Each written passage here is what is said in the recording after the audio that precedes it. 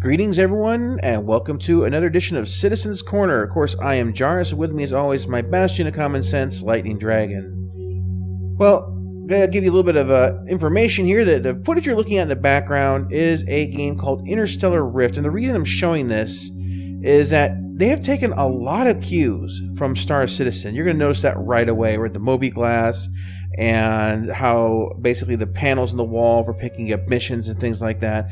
This is basically a Space Engineers kind of game. I think it's like, what, $15 on Steam?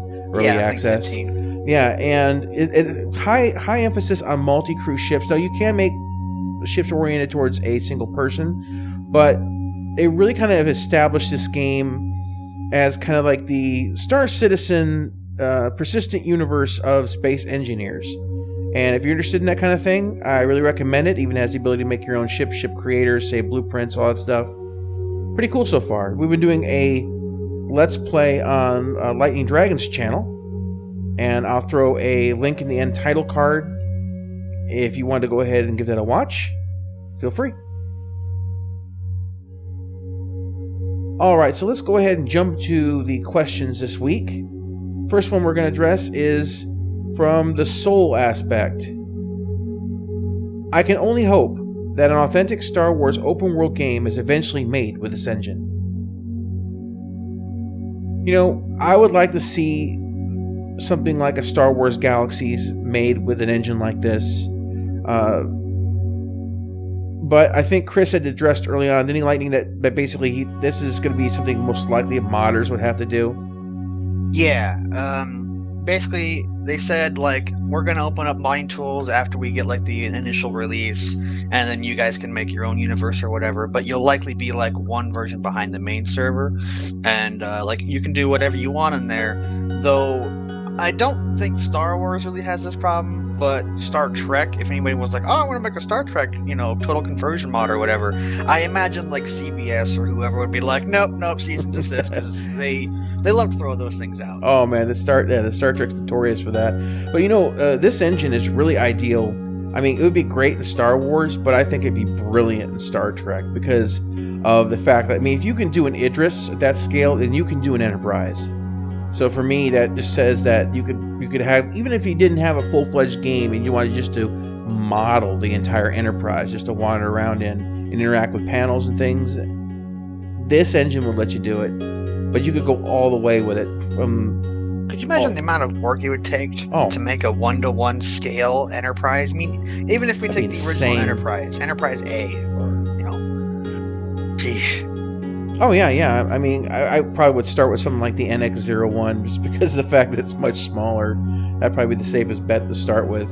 But yeah, I think Star Trek, for me, that would be what I see is perfectly fitting with the engine.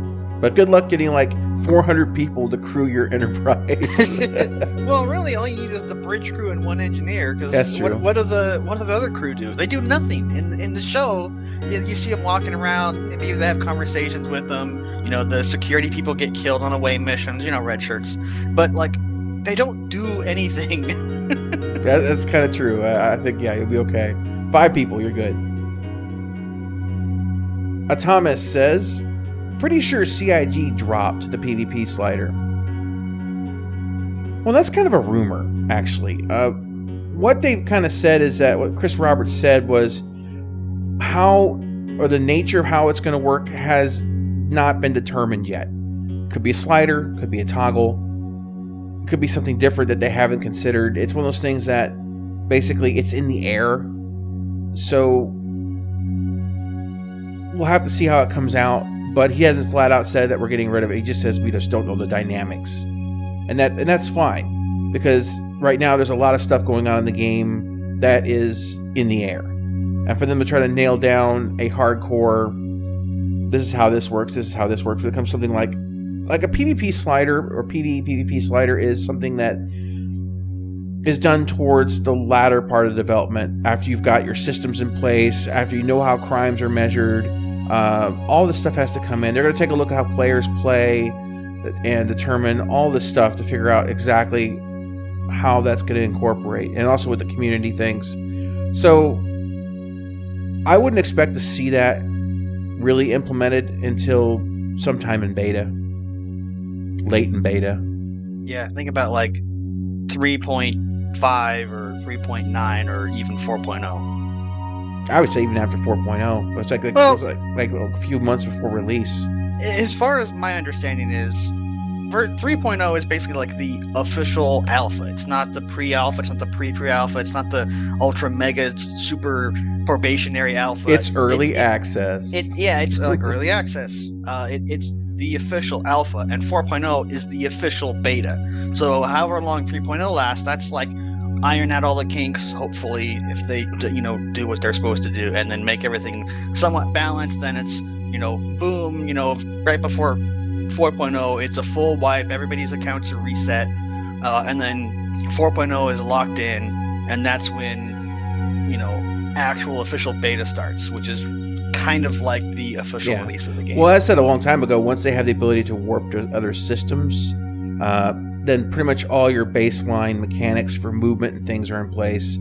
After that, it's pretty much in beta. That's kind of the way I thought about it a long time ago. So we'll see. Catalytic says, I don't think there would be a toggle. Why play an MMO if you don't want to play with other people? Makes no sense. Well, I think they're kind of missing the point there a little bit. It's not because they don't want to play with other people. In fact, quite the opposite. A lot of people who play PvE games or want to have more PvE base want very much to play with other people. They just don't want to play against other people. It's just a matter of like people who like co-op games as opposed to PvP games. A lot of games offer both options. You can even look at games like Armored Warfare. You have the option to queue up for PvP, or you can have an option to queue up for PvE. Both of them will give you experience. You get resources, money, all that stuff. You make a little bit more in the PvP because it's higher risk. But honestly, when I play in PvE matches, Lightning can attest to this, you almost never hear anything negative from any of the players, do you? No, very rarely. Very civil, very, very cool. In fact, you'll see compliments. You'll have your standard GGs, but you'll also have sometimes people just kind will of warn you if a bunch of enemies are spawning behind you and you're focusing. They'll be like, it's like if you're driving a T28. I don't know if there's a T20 in the game, but they'll be like, T28, watch out behind you or something. Yeah, generally it's very civil and polite. Yeah, and they'll give compliments, but you go to the PvP zone, and it's it's the GFYs and all that other stuff, and KYS. And everything you can imagine under the sun that would typically you wouldn't be able to read if you had a chat filter on. And for some people, that's what they want to avoid. It's not about the combat. It's not about the conflict. It's not even about the risk. It's about the attitude. Some people want to focus on the positive and find that PvP has a very negative attitude, generally speaking. Now, having been hardcore PvPer for well more than a decade, I can attest that I very much lived that attitude. It still comes out from time to time, frankly. And I don't like that side of myself. I like to be more civil or help people. I consider myself PFP, or player for player. I'd rather get out there and help people out. That's why I have repair ships and things like that in the game. I want to go out there and find people that need help and help them out. Jarvis wants to find and repair you. I do. I know. I'll do it at exorbitant prices. I was kidding. Oh, your engine's not working. Worst, he's gonna find you and salvage your ship. That's true. Yeah, I'll have a repair ship, and behind it is crewed by NPCs is my reclaimer. So if I can't fix it, I'll just grind it. No, but so that's really what a lot of people who play PvE are looking to avoid.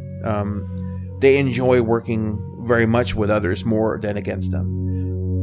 So just bear that in mind. You'll find that the largest population in most MMOs is in fact PvE. And it's not a bad thing. It's a good thing, I think, to embrace what is potentially your largest consumer base.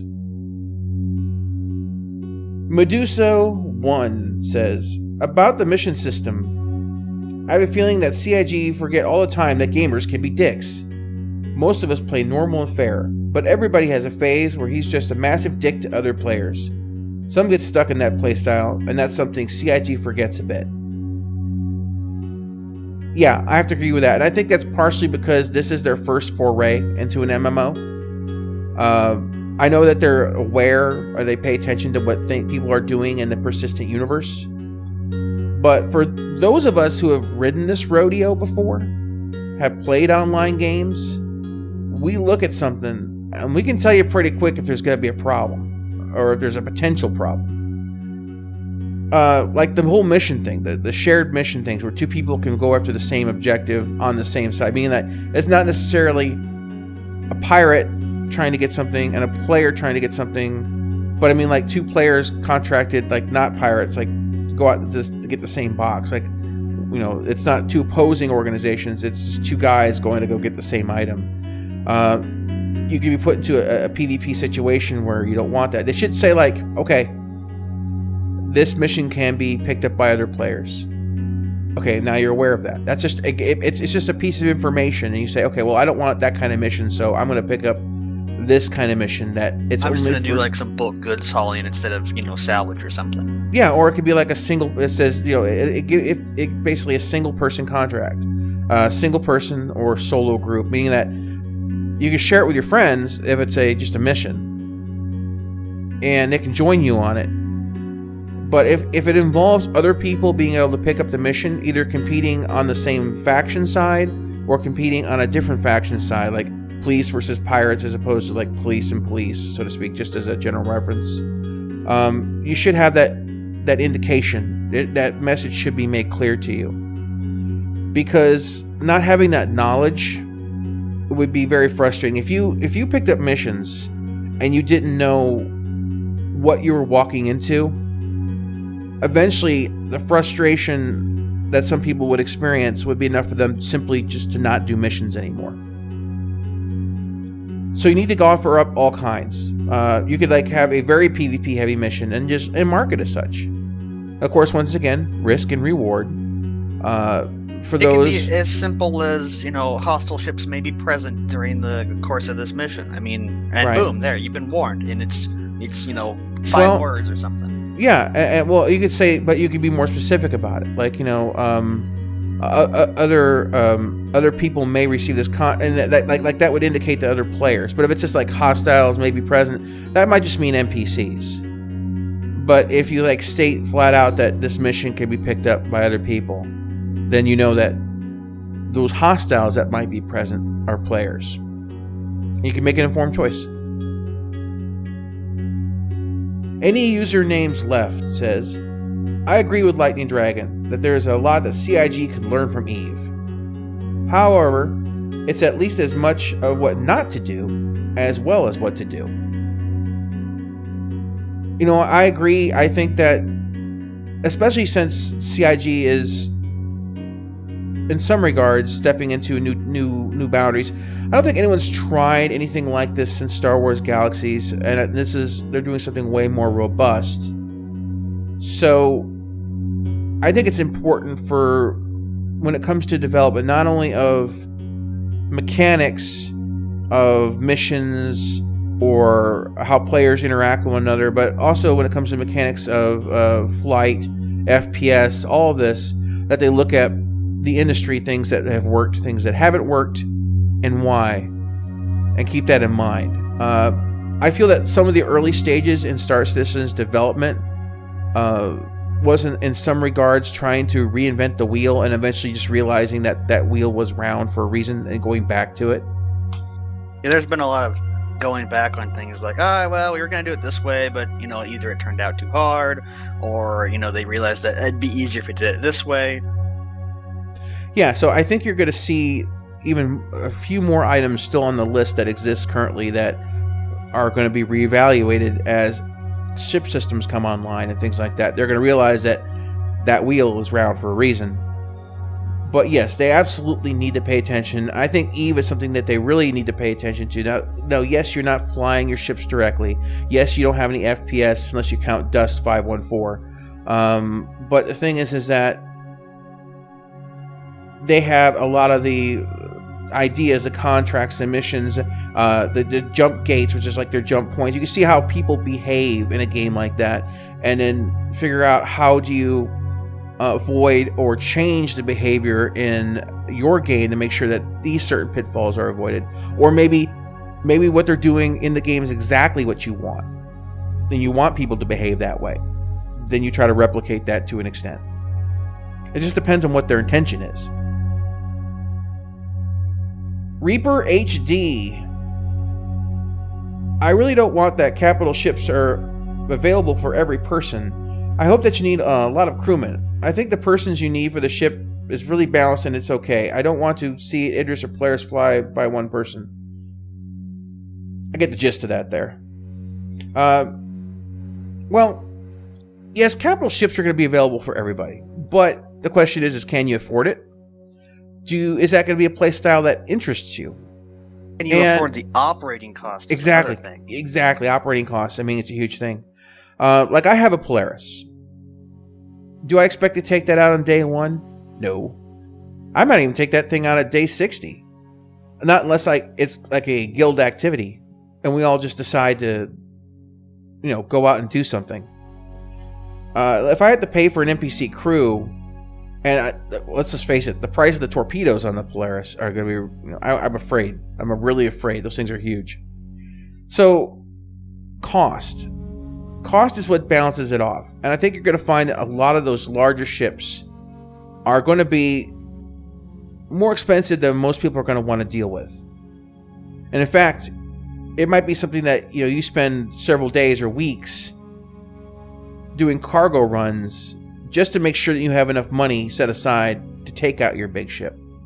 Yeah, fuel it up, arm it up, hire out a crew, even if they're a temporary crew, and then, okay, we're going to do one huge big mission. It's all been set up for the weekend. Like the people that, work regular jobs and people that, have part-time jobs or they have income from other things like side businesses, they have more time during the weekdays, and they can be like, okay, I'm going to jump on and play for a couple hours, and they build up this funds so that when everybody's free on the weekend, it's like, all right, everybody, we got a bunch of money, we got all the supplies you need, we're going to take out one of the capital ships and we're just going to go obliterate the crap out of stuff. And you're kind of setting up for that, where I personally, I want a capital ship. I played battleships in EVE. That was my favorite class. I was tempted to go with carriers, but I never invested enough time for it. But in EVE, it's more about the ship than the person. And that's where the biggest difference I think is going to be in Star Citizen. You could almost say it's kind of an RPG because it's about your character, making their way in the verse as far as the PU is regarded anyway. So I really don't think capital ships are going to be a big deal because of the amount of cost they're going to have. I mean, will I get one eventually? Yeah, probably. And Jarrus already has one, but how often are we going to be taking those things out? Probably not every single day, unless we find some way to make just ridiculous amounts of infinite money. Yeah, I mean, I kind of look at those large ships as, for those of you who have played MMOs or something like WoW, I almost look at them as raid material. Like, you get 40 people together, you go raid Nox Ramus, right, or something like that. But you're gonna get 40 people together and man the Polaris. So it's the same kind of thing. You're all going out there. It's like, we're gonna do this together with the Polaris. We're going to do a high-risk, high-payout mission. I'll split the money with y'all. Let's get in here. Let's do this. And you make a weekend out of it. But I'm not against people owning a ship. I'm really not. I think even if you own it, even if everyone in this game owns an Idris, they're not going to be taking it out very often. Not without a lot of support. All right, well, guys, that's everything for this week's Citizen Corner. Once again, I appreciate your comments and your questions. Feel free to always leave more down below. As I said at the end title card here, we're going to have a link to Lightning Dragon and my initial playthrough on Interstellar Rift. If you're interested in seeing how that unfolds or actually hearing a little bit of what we're saying behind some of this video I have in the background and kind of walk you through a little bit. But anyway, guys, thanks again, and we will catch you next time.